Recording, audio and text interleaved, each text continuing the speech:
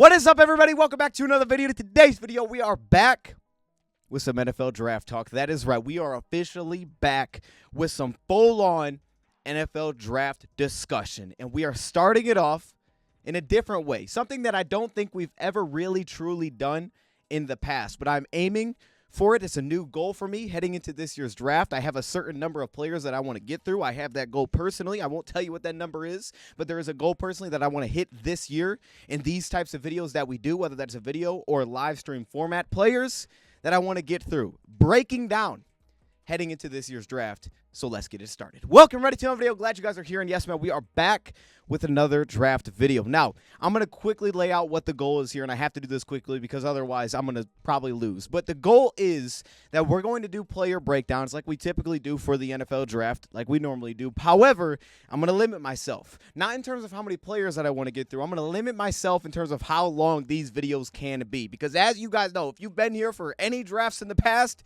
you know that these things every year have slowly gotten longer and longer, where even if it's one player, now it's different. If we draft a player as a Lions fan, okay, if we draft a guy after the draft, we'll break him down. We can take as long as we need for those videos, but these are going to be open. So if you're a fan of any team in the NFL, this video works for you, all right? I'm going to give you guys my opinion on these players, whether video or live stream format, but I'm going to limit myself. This video cannot be 40 minutes long. Reason why is this. If I do that, I will not get through nearly the number of players that I want to get through. So for me, all the work is on the back end, okay? All the information I gather is on the back end for me. I'll take my notes. I can put those things on the computer on DoseOfDion.com. I'll start to update those there. However, these video formats, they got to be like 10 minutes long, 10, 15 minutes. The editing is going to take too long. I'm going to try to get too many clips. I'm going to try to explain too many things about a specific player, and I'm not going to get nearly the amount of players that I want to get through. So the goal for this is for me to condense this as most as possible while still giving you guys my full outlook on the player, just not showing every single clip from every single game that I watched, because again, we'd be here for way too darn long. So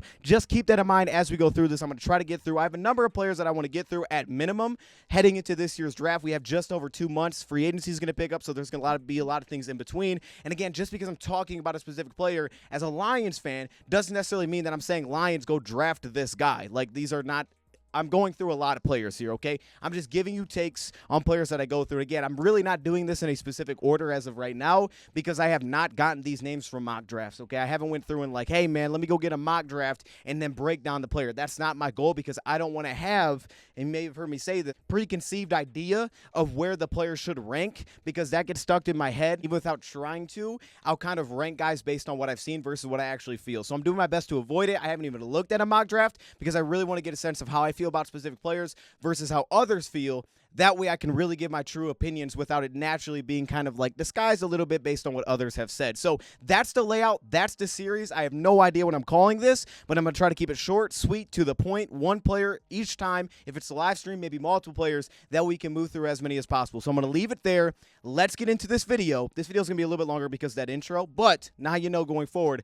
Let's get into it. Today, we're going to be talking about a defensive end / outside linebacker, Cedric Johnson from Ole Miss. Now, this is a player that we got to see in the Senior Bowl this year, and for a lot of these players, you know, that's kind of where, you know, I was like, hey, figuring out about guys because of the Lions playing so long into the season. I was pretty far behind on my draft stuff, so I'm doing my best to catch up as fast as possible. This is a 4-year senior from Ole Miss that statistically won't blow you away with his production. You can see on this little graphic right here, again, you can see his starts versus games played, some of that transition, which really took place back in high school, transitioning to playing the defensive end in their high school defense, the 3-4 outside linebacker position, where he was able to show off some of that athleticism about halfway through high school, had a huge growth spurt, which just makes sense. Most people do in high school. And you could see some of the statistics on the bottom from his final college season, which again won't blow you away. 6.5 sacks, 5.5 tackles for loss, 12 hurries on the season. What stood out to me most was that he was the Chucky Mullins Courage Award winner for Ole Miss, which is something that they've done, I believe, since 1990, representing Chucky Mullins to a player for courage, dedication, and they get that little number 38 patch on their jersey. And I think that was a huge honor for him from everything that I've read in his background. He's a guy that just does his work, and this was a very important award for him because of how much that it meant off the field. You can see, again, these listings are going to be inaccurate. They're not going to be exact until we get some of these specific numbers from the combine, for example, but 6'2", 265, roughly in that kind of 270 type of range, playing as a weak side defensive end specifically in high school. We've also seen that in college as well. Now, I did put the 2022 Freaks List edition of some of the things that were mentioned here, according to Bruce Feldman, and some of these numbers are just incredible. Now, the concern, I guess, is that he was not listed on this list in 2023. He listed 101 players. He was not part of the 101, but in 2022, he was, and he was ranked number 41. You could see some of the measurables. They're incredible. 11.3% body fat, 36.5-inch vertical, 10-foot broad jump, 390-pound bench press, 20 miles per hour, over 20 miles per hour. He was clocked at a point in that season.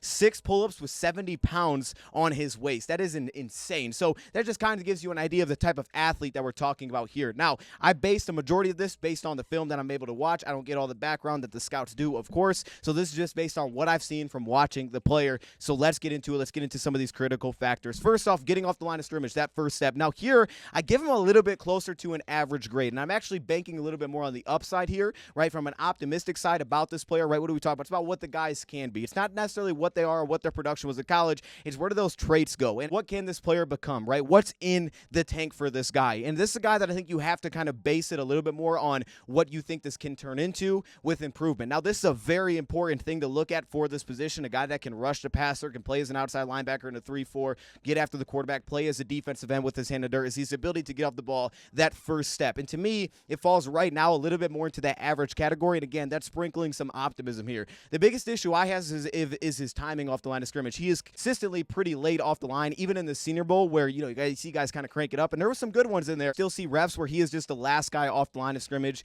jumping off the line. Now, what you do see is that when it gets to more obvious pass downs, he consistently does tend to improve. He tries to kind of line up the snap count. You'll get a couple offsides. I don't have an issue with that, but it does improve when it turns into more of an obvious pass it down. But really what you love about his first step, to me, it was the consistency of staying low off the line of scrimmage, which was actually one of the flash things that popped up in high school, which is a play that I guess they showed him over and over, is when he got off the line low and he was able to get underneath an offensive lineman and he created a tackle for loss. Like, yo, look at this. Like, this is right? And it was kind of that transition for him then. It is that he is very disciplined at getting off the line low, and he also covers a lot of ground off the line as well. It ties in really well with nice acceleration as well. We looked at some of the freaky numbers that he had in 2022, according to Bruce Feldman, and when you watch him, the guy can absolutely accelerate. It's just about the timing off the line, and that's a really key trait, is to be able to get off the line. So that's an area where I hope that it continues to improve, but at the same time, it's not great right now, so I throw him more into the average category. As a pure pass rusher, I have him below average here. When I watch this guy, in a lot of ways as a pass rusher, I get the sense that he's a really good athlete that plays a little bit more of the power game. That's where you see more of the consistency, is his ability to just move guys. But at the same time, I also get the sense that I'm seeing a guy that's not playing to his full speed capabilities. That play speed is not matching what he's actually capable of a lot of the time. And that really, to me, shows up as a pass rusher in this sense. What I like about him as a pass rusher is very smooth, fluid footwork. You notice that his body control, he does a really nice job. He's not on the ground very often. His ability to move in space, stay under control, his closing ability, which we'll talk about as well, consistently getting inside hands, shows up as a pass rusher and run defender, being able to maintain some of that bull rush upside, specifically maintaining low pad level off the line of scrimmage as well. Even if he's not immediately hitting someone, just getting off the line low is something that I really love. But what you notice, though, is the second move. A fluid second way to win off his first pass rush move. You also notice that there's not a lot of consistency in terms of just winning outside, winning on the high side as a pass rusher either. That plan doesn't seem to be super smoothed out. There's a lot of wrinkles in there that need to be smoothed out, but then also, again, getting to the counter pass rush move, getting to the second plan, there isn't consistently a second plan. Honestly, I was super disappointed with the consistency as a pass rusher when he was stepped inside on obvious pass downs. One, I would have expected him to do it more, just based on his build. Like, yeah, step him inside, let him bull rush a guard, right? Let him win with quickness there, but yeah, he doesn't do that a ton. And then when you watch it, there's just tons of inconsistency. Really, the biggest thing that stands out when he steps inside on obvious pass downs is his closing ability and just not being overly aggressive. He kind of just waits for the quarterback to leak out and then he can close. But there's not a lot of clear wins in there. Like, you'll get some flashes, and to me, he's much more of a flash player right now as a pass rusher than anything. For example, this Arkansas play where, he put him on the ground, and it's like, that wasn't even that clean. His hands weren't even that clean on the play, and the dude's on his back. So you're like, that looks awesome. But that's what you get. You get a lot more flash, and you see like a move, and you're like, oh, I didn't really notice a lot of that. Like, let me mark that down. That looked pretty good. And that's what stands out. The most consistency that you see to me as a pass rusher, again, is through bull rush. It's through the ability to press offensive linemen. I think one of the ways that he wins his most right now is with the stutter move, right? He'll press an offensive lineman, kind of stutter, and then accelerate off it, and just use some of that burst around the edge to get to the quarterback, or at least force him to step up into the pocket. And then again, when he can get them a little off balance with some of the distance and length that he's able to cover in his steps off the line, he can get on a tackle in 2 steps, you know, from a 9 technique alignment, right? He can cover a lot of ground, but where you see that is he'll be able to set up some of the side steps, get half a man, or just completely drive through an offensive lineman. But again, it's still not that fluid, and to me, he's not always playing at a pace that feels like it really threatens an offensive tackle, right? You know, you don't feel like they're on their heels that often, or there's sometimes where it feels like they're kind of expecting him to step inside. It's a little bit telegraphed, and it's not as twitchy. Throw off offensive linemen, they're kind of just there for the move, right? Or it's a little bit slow, and it's not at the explosive rate that you know that's potentially there. I think a big area to project upside is that he can win on the outside, and when he does that, it really, to me, comes back to pacing. It's that first step off the line of scrimmage to press inside, read an offensive lineman where they're sitting a little bit too far inside, and he can just rush the edge because he has still that acceleration. That a guy at his size, you just don't get a lot of pieces that have that. So while it's not consistent, the capability's there, and to me, that's where you start to bet on the upside. For him, when it comes to winning on the edge, it's about the pacing that really stands out, to get a tackle to lift on the play, and then he can set up that stutter and then open up the bull rush opportunities or create kind of his path to win. I would love to see him develop a long arm move, right? You don't see a lot of consistent inside counter pass rush moves with his hands. I think one of his biggest drawbacks truly is going to be his flexibility, and that's why it's kind of an issue playing on the edge at this type of size. However, one of the biggest challenges to me will be if he can develop sort of an inside pass rush move. You want to tackle sets too wide where he can plant, adapt, and then cross your face right in the interior. Again, he doesn't, to me, we'll talk about it, have a lot of flexibility, but this is a spot where if you can develop this, it opens up so much, because the inside, while I don't see a ton of wins there already, he has absolutely the build to be a guy that's very impactful on third downs as an interior rusher. Rush moves with his hands. The hand swipes are pretty darn inconsistent as well. See occasionally him kind of spin, but it's not really as a pass rush move. He'll kind of just spin off to maintain balance, and he's just spinning in a circle. There's not a lot of clear-cut pass rush plan here that I notice, and it also doesn't feel like he knows exactly what's his go-to win either. It doesn't feel like he has that plan that he just leans on over and over. So that's, to me, the key thing as a pass rusher, is that you'll get flashes in a lot of different areas, but to me, he doesn't have a consistent way that he knows that he loves to win outside of kind of the stutter and go. Occasionally, he'll just beat a guy off the line of scrimmage, and you're like, yo, that looked really good in terms of get off. He just ran right by the guy, and you're like, as a guy that's that size, that shouldn't be able to happen, but he's able to do it, and to me, that's the biggest issue right now as a pass rusher. Is just there's no fluidity there. There's no consistent moves. It's not a deep repertoire of pass rush moves that he holds either.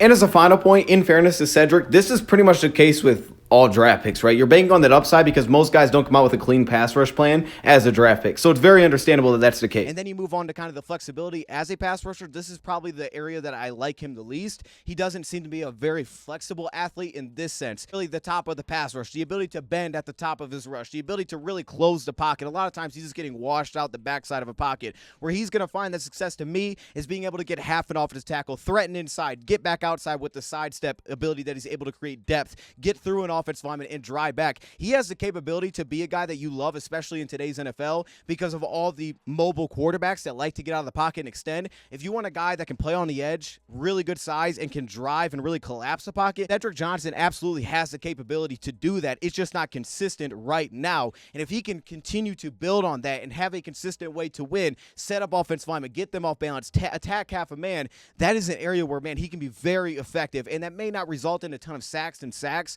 but what it does is it's so impactful in the game in today's NFL with the type of quarterbacks that you do see. But flexibility-wise, I think there's a lot to be desired here outside of some of ankle flexion, which allows him to stay balanced, especially through contact. One of the areas that I do love him as a pass rusher is that, again, not only getting off the line low, but he's really well built in the lower body, and you will see that, man. This dude is a rock. He is really solid at the point of attack. He is difficult to throw off his pass rush, even through getting hit multiple times by different offensive linemen. It's hard to get the guy on the ground. He just has an ability to stay with it, stick with it, continue to work, and it's tough to throw him off pass rush route as an offensive lineman. So there's so much capable in there that it just feels like there's a lot of things that aren't consistently clicking right now. Now, as a run defender, I think there's a lot of things to like here, and to me, I have him slightly above average in this category as a run defender. Consistency and strength. He consistently gets power into contact, creates very strong leverage at the point of attack. He has capabilities of completely uprooting offensive linemen. You'll see it on the backside. Offensive tackles, maybe it's a dual scheme. They're trying to seal him off on the backside. I mean, he can uproot those guys.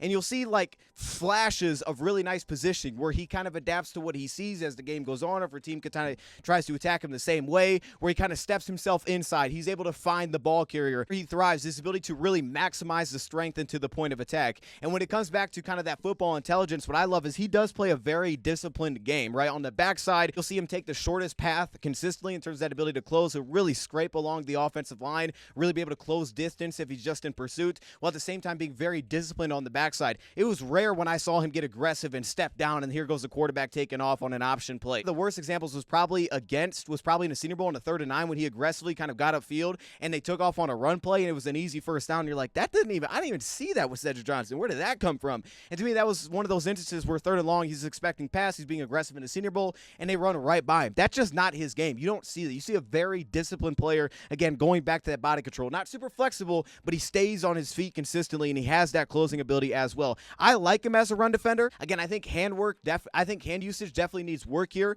in terms of just being able to keep himself clean. There's a lot of examples where he gets caught up and kind of tied up with an offensive lineman longer than you would like, and he's not able to cleanly get off the block and actually make a tackle. There's a lot of high tackling, so there's consistently feels like there's leakage after the tackle. It's not like he's hit and he's bringing the guy down. There's like, okay, he's falling forward a little bit. There's extra yards that are created because he's consistently tackling high and positioning in the blocks. Like, there's examples where it's really nice. You're like, man, he just blew that thing up. He takes on pullers well. I think he reads offensive line schemes as well, pretty well. Patient, but he reads it and he adapts to it, and that's why he handles pulling offensive linemen so well. He absolutely has the body type to do so. It's just about kind of dialing in more and more consistency in terms of the way that he positions his body into that point of attack. Biggest issue that I have for him in terms of agility is really he lacks the kind of slither, again, to be a consistent interior pass rush winner. Some of this could come back to hands as well, but he doesn't give you tons of slither inside the pocket or really outside the pocket either, kind of going back to some of that, flexibility. He also doesn't have a ton of like lateral twitch. So again, to me, more decisiveness and a clear pass rush plan could definitely help him here, but there's still not a lot of lateral twitch in his game, right? It's a little bit more fluid than it is twitchy or herky-jerky, where if you feel like offensive linemen are chasing their punches, you also get, occasional just stumbling over stunts where he's crashing inside and he'll get tight on the offensive line, then he's tripping over somebody's feet and he's falling over, and it's just not that clean through. Also, speaking of that, when he crashes from the outside inside, there's seemingly like no plan whatsoever to deal with an interior offensive lineman. If he's not unblocked, he doesn't seem to have any sort of real strategy to getting by an offensive lineman. I didn't see like any swim moves. There was nothing over top. There was no quick win. It was, let me try to drive this guy's back. And there was no seemingly plan from outside, crashing inside on a stunt to be able to beat an interior offensive lineman. There just doesn't seem to be any sort of way that he wins right there, right now. To close, a lot of this is athleticism, but also, again, body control, staying on his feet. It's discipline. It's athleticism. I think he's well above average here in his ability to close on the pocket as a pass rusher. I think he's a clutch player as well. You go back to his first season with Ole Miss and against Indiana in the Outback Bowl, he comes up with a crucial sack. It didn't look the prettiest, but he found a way to get to the quarterback and get him down and end the game. Like, he's got the clutchness, and you could see it going back to his first year at Ole Miss. The guy gets out there on pass rush downs. Even if he's not starting in that game, he's going to get out there on pass rush downs. They want him in those spots because he's going to continue to work. He's going to show the effort. He can absolutely close. You can utilize him as a spy, and also he can really handle some of the pass rush lanes. He absolutely has so much upside there in terms of a guy that can collapse the pocket, handle pass rush lanes. And to me, this play is an excellent representation of what you read about Cedric Johnson, right? He's not about the spotlight. I mean, the job was not finished. They got him into a 3rd and long. They end up winning this game. But you don't see celebration or, man, I just made that play. I just didn't notice a lot of that. It was like he made some good plays, but you didn't see him go overboard. Like, he was not a guy that was looking for the spotlight or the shine. He was putting his head down. He was working. He didn't need all the numbers. He was just going to do his job. He's going to play patient. He wasn't playing out of character. That's why the Senior Bowl play was weird, because that's just not how he played at all. Like, he was super disciplined. And I just think NFL teams love that. And be really good against mobility of the quarterback position. The role that he's playing in as an outside linebacker, that stand-up role, dropping into coverage. This knock that I really have here is that, there's just times where he doesn't seem to kind of recognize maybe what's being set up. For example, screens running by him, a couple of times, a little bit difficult, but a couple times you just see screens run right by him, not finding the running back or the tight end to the flat. Like, maybe seeing it, it's like, okay, let me stay disciplined, let me stay on the outside, but then not reacting to it, not playing that fast where it's just instinctual. Like, take that away. Don't give the quarterback that easy route. Then he kind of just gives it to him. Like, he sees it, he just kind of gives it to him on the play. Like, instinctually, you just feel like at times he's just not playing as fast as he's capable. But, again, the coverage fluidity is there. The ability to get depth. He almost had an interception at one point where he almost jumped an out route, and it was like, yo, that was insane. But he stays on his feet. He can easily get, kind of the level 1 coverage underneath, and if he does find the route, he can absolutely move into coverage. He's comfortable, and again, he can close from the second level, and he's not always on the ground. I wrap it all up. The special teams value is there, and I think that's going to be crucial for him early in his career, is being able to have special teams value, because I don't look at him as necessarily a day 1 starter. I mean, he could be. Things happen, but I don't look at him as that's kind of the ideal role, is like, yo, put this guy and let him start with day 1. So special teams is going to be crucial, and to me, this guy is absolutely built to do that. He had a block punt and a sack in the game. He was the first guy to do that in a long time for Ole Miss. You see him on punt coverage. You see him on field goal block. Like, this absolutely is a player with his speed, with his play speed, especially in those spots where he can just play fast, the toughness that he brings as well, the reliability, the build. This guy absolutely has a special teams value as well that he can bring to the table. I just feel like right now he's much more of a flash player that doesn't consistently play at the play speed that you would love,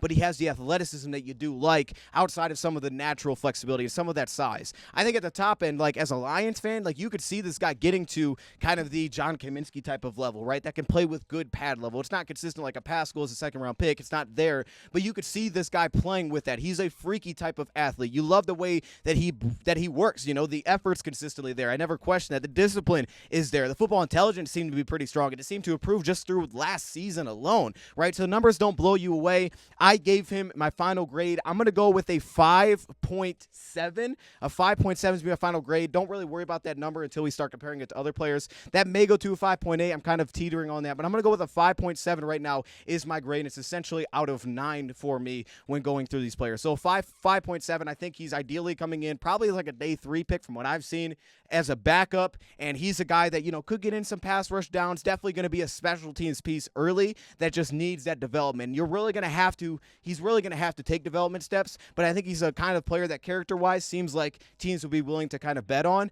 and also keep him around and stick him around on the roster. So that's kind of where I'm at right now with Cedric Johnson. Let me know your thoughts in the comments below. Thank you, Pride, for watching, and I'm out.